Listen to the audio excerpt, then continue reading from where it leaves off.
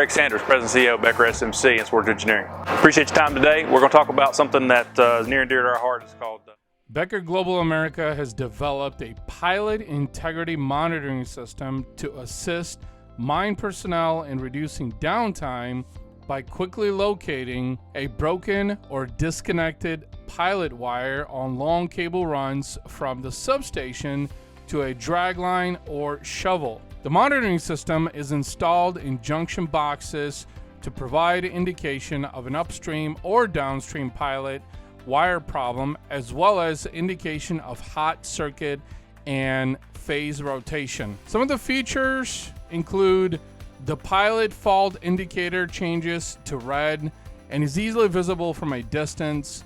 The pilot fault indicator automatically resets, so there is no need to manually reset downstream units after the pilot circuit is restored. A white LED flashes slow when the fault is in the upstream cable or connection. A white LED flashes quickly when the fault is in the downstream cable or connection. The system is available in an easily installed field retrofit kit for customer installation. 7200V and 21.6 kV sensors have surge suppression and a fault circuit to open in the event of a short circuit.